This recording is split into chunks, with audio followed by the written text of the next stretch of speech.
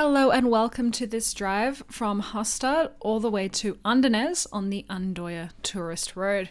My name is Emma, I am the writer and founder of thehiddennorth.com and I will be your guide for this drive. This is a continuation of the previous drive, which is the last video on our YouTube channel. It began in Svolvær on the Lofoten Islands and made its way all the way to Harstad, which is where we spent the night. Now we're going to sort of backtrack a little bit towards Lofoten, but we won't go all the way there. We're going to make our way across the Vesterålen archipelago and then across to Andøya Island. Throughout this drive, you'll get to listen to some nice music, you'll get to see what the roads looked like, and I will also give you some information about major points of interest on this drive. If you want to follow along with a written description of this drive, you can visit our website, thehiddennorth.com, where you'll find all the information that you need. Links can be found in the description. So sit back, relax, enjoy the drive. This video goes for a little over 1 hour, but you're going to see some of the most incredible scenery in Norway. I'll be back later.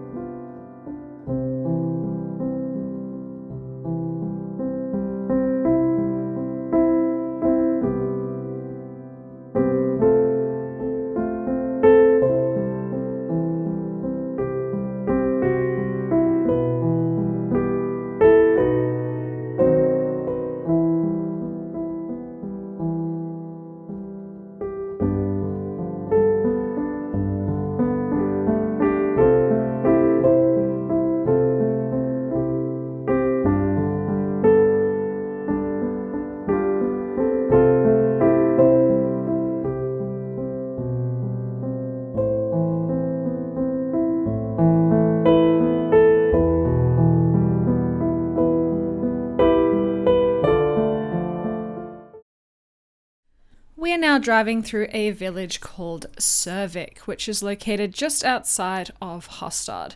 Cervic is a small village located close to the main city. It has a historical museum that you can visit in the summer months, where they have collected log buildings from all around Harstad and recreated the museum like an old farm and village. The museum aims to show the Norwegian home and lifestyle in the 19th and early 20th century, though some of the architecture does date to the 18th century. That was just a quick little stop. As you can see, the sky is clearing. It is going to be a beautiful day. Enjoy the drive.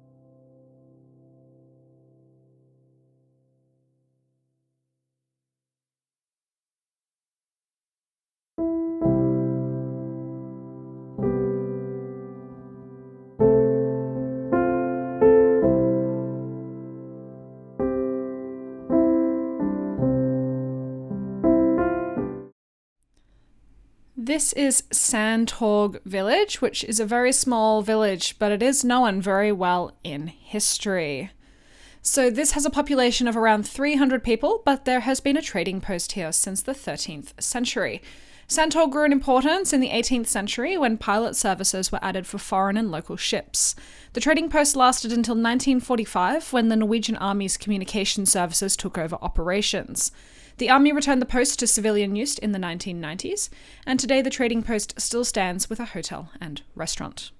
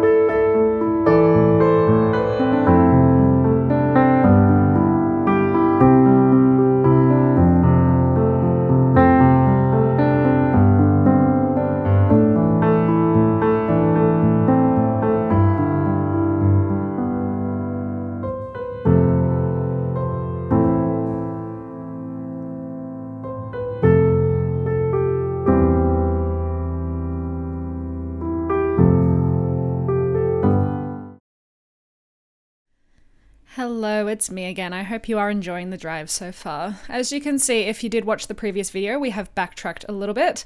So we are now in Fairfield Municipality. This is a traditional region that's known for its agriculture and farming. This area is particularly known for its strawberries. So we are currently making our way back towards the Lofoten Islands, but very soon we will turn off and start to make our way towards Sortland and then on to Andøya. Now, the long hours of daylight and low summer temperatures are great for strawberries, making them more tasteful than berries grown in the warmer climates. Potatoes are also particularly well known from this region, and the fjords are known for their good herring. Chicken farming production as well as pig farming also takes place. Kvæfjord is a historic region, and burial mounds and items found during excavations indicate that there have been settlements here since the Iron Age. One of the oldest farms is called Vibostad and has traces from 300 BC. A lot of the names in this area go back to the Viking Age. Sami people have lived in Kvæfjord for a very long time, but historical information is really hard to find. It is known that the Sami lived along the fjords, particularly the Østerfjord, as well as the inland areas. In the Storjord area are traces of Sami settlement from the 17th to the 19th centuries. Kvæfjord is the home of the Kvæfjord cake, which was voted amongst locals as the Norwegian national cake. It is a sponge cake baked with meringue, vanilla cream, and almonds. We're shortly going to turn off and then start to make our way towards Sortland.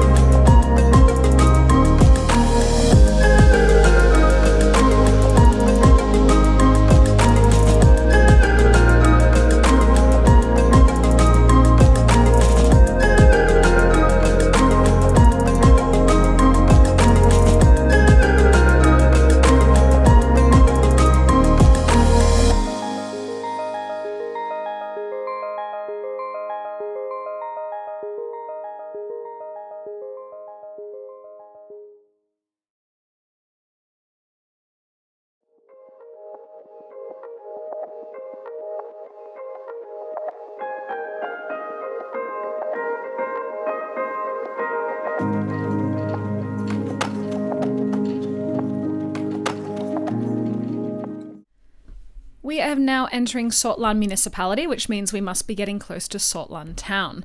So this is part of the traditional region of Vesterålen. We are currently in the southern part of the Vesterålen archipelago on the islands Langøya and Hinnøya. So here the midnight sun happens from May to July, while the polar night occurs from November until January. Sortland is home to the Coast Guard base in Norway, but tourism is also important here.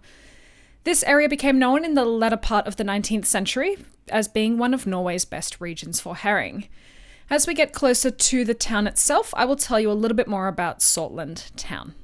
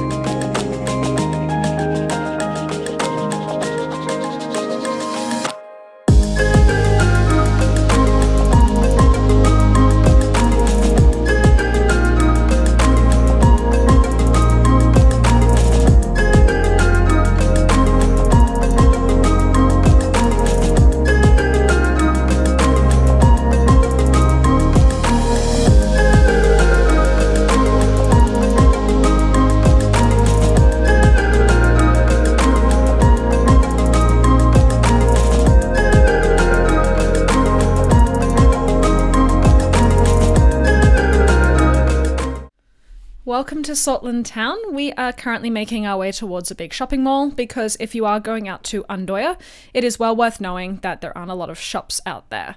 Now, as we drive through the town, pay attention to the fact everything is painted blue, almost everything. That is a decision done by a local artist. He wanted to put Sortland on the map, and he came up with the idea of painting all of the main buildings blue. The artist, Andanez, fell out with the council. They sort of had a bit of a fight about how it should look. So today the town hasn't been super successful in painting itself blue. Some buildings are painted blue according to the artist's plan, while some buildings are painted blue according to the council's plan.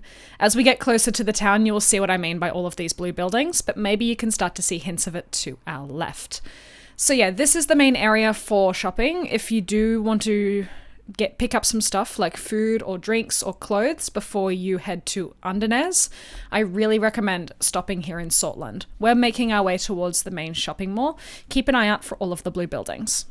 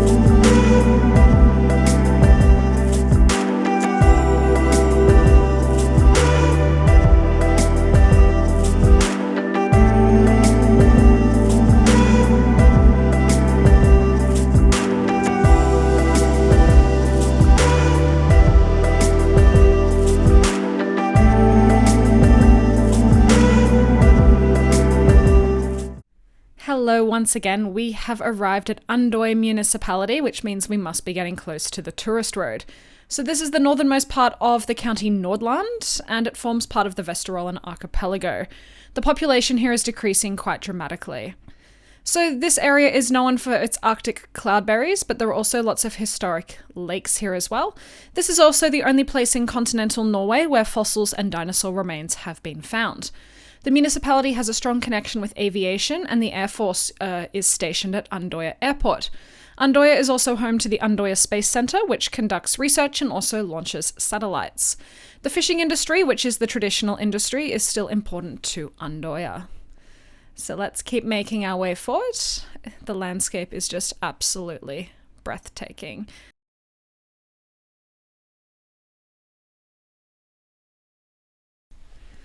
This little village is called Fairfield, and while I don't often give audio descriptions of tiny little villages, this one is kind of interesting. It has a nature reserve close by that has the oldest living pine trees in northern Europe, with some of them dating back to 830 AD. It's assumed that Vikings came here and used the timber for their Viking ships. Also, Hans Jørgen Fairfield is from this region. He was the first person to stay on Svalbard throughout the winter. He also kept diaries describing his adventures, and he seems like a really interesting person. So I recommend checking him out and reading some of his stories from his expeditions around the world. Anyway, we're now making our way towards Risøyhamn, which is a little village just on the beginning of the island Andøya.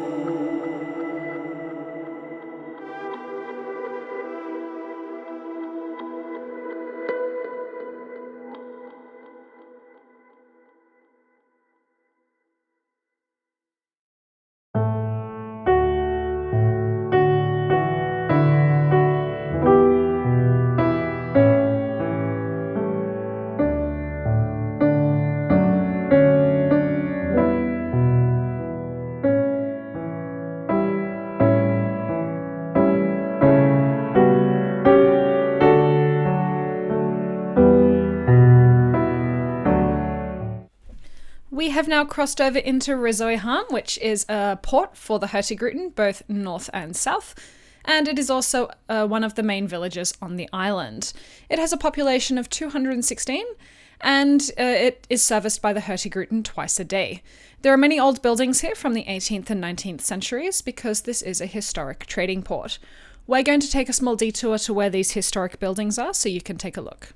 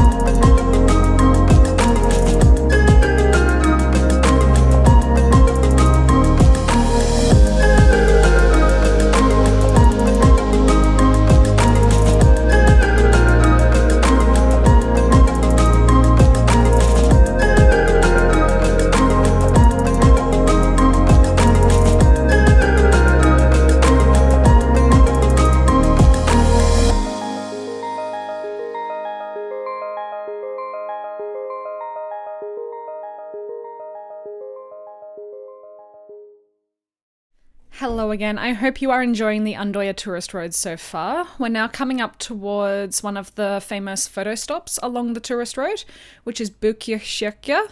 I hope I said that correctly, people who speak Sami. This is an old sacrificial site, but today it has been transformed into a really scenic viewpoint where they have built this sort of concrete shelter and then you can look out to the sea. But you can also observe this old Sami cave and sacrificial site. There are restrooms here if you wish to use them. We stop here just for a moment to take some photos, but this landscape is just looking crazy and crazy. So enjoy the drive.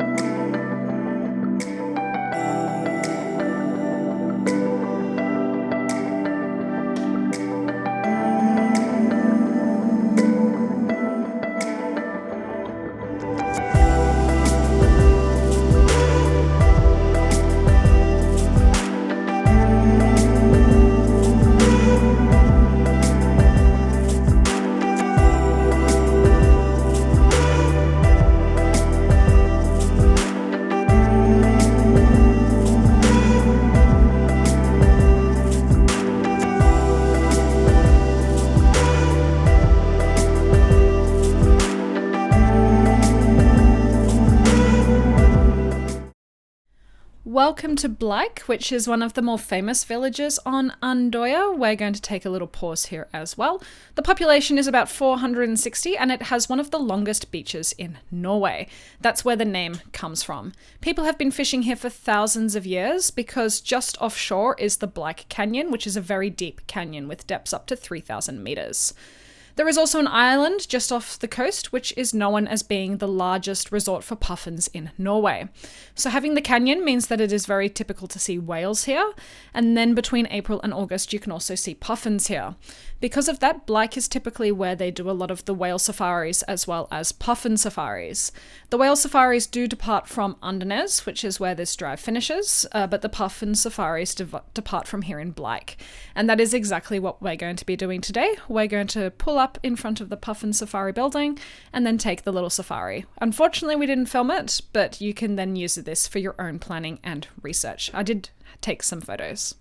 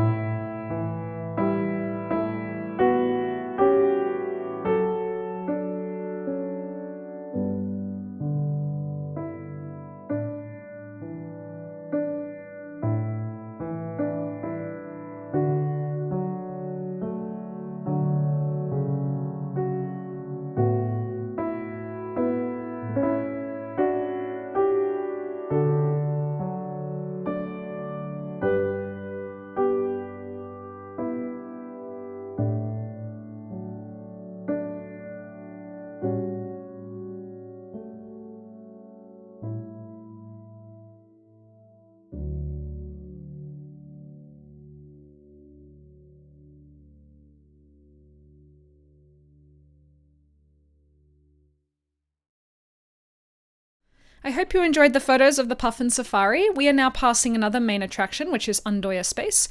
This is a rocket launch site, which they typically use to launch satellites, but this area is also used for Northern Lights research. It collaborates with the local high school in Andanez, so if you're a teenager and you want to learn space research, then you can come to Andøya High School and you can do a special program in space research. It is the only one of its kind in Norway. Our next and last stop is going to be Andenes.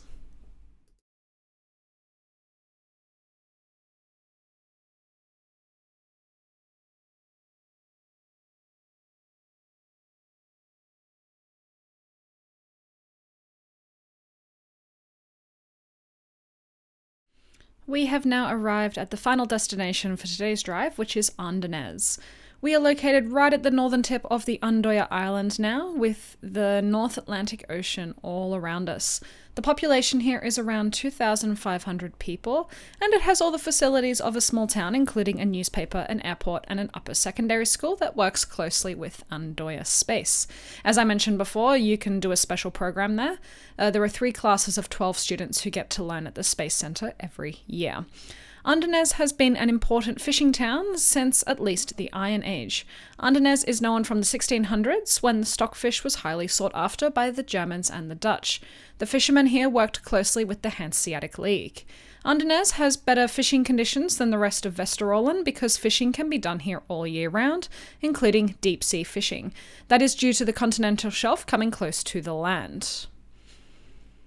At the end of the 18th century, the population began to decline due to the fall in stockfish prices in Bergen. In 1821, there was a dramatic event in Andenes. The Great Damage, as it is now called, saw many fishing boats sink at sea during a storm, and in total, 30 people passed away. This led to a need for better harbour and fishing conditions in Andenes, which dramatically changed the town. So because of the harsh winds that come in from the sea, a new port was developed in the late 19th century. The construction of the Lighthouse, which is very apparent, it's like the main skyline in the town, it also made the harbour safer. By making the harbour safer, Andenes once again saw growth, and by the early 1900s it was one of the largest fishing ports in Norway. However, its fortunes have changed, and now Andenes is slowly shrinking due to the closing of different facilities. The Andøya Air Station is closing down, or downsizing, I should say, and also the airport is rumoured to be closed within the next few years. However, Andenes is shifting with the times, and today tourism is one of the fastest growing industries here on the island due to the whale safaris and guarantee of whales every day. So we're going to continue through the town. We're making our way towards the guest house, which is where we spent the night. So just have a little look and observe the town. As you can see, not very many trees, and that should indicate just how exposed to the wind this area is. So we spent the night at a little guest house in Andanez. It was a fully self-serviced apartment. It's very close to the Lighthouse, which you can now see straight ahead. If you want to do something in Andanez, you can actually pay a little bit of money and go to the top of the Lighthouse. We didn't have a lot of time, and unfortunately we couldn't do a whale safari either because we got here quite late. So I really recommend spending a few nights here. We only stayed here for one night, which was definitely not enough. But anyway, I really hope you have enjoyed this drive. If you want to read a written version of this drive, you can visit thehiddennorth.com, where I have written up all the information you need to make sure your trip to Andenes is the best it can be. Be sure to watch the next video, where we take the ferry across from Andenes to the island of Senja, which is often considered to be Norway in miniature, one of the most beautiful islands in the country. We then do a drive on the tourist road there in Senja. Thank you so much for watching. My name is Emma. I'm a tour guide here in Norway.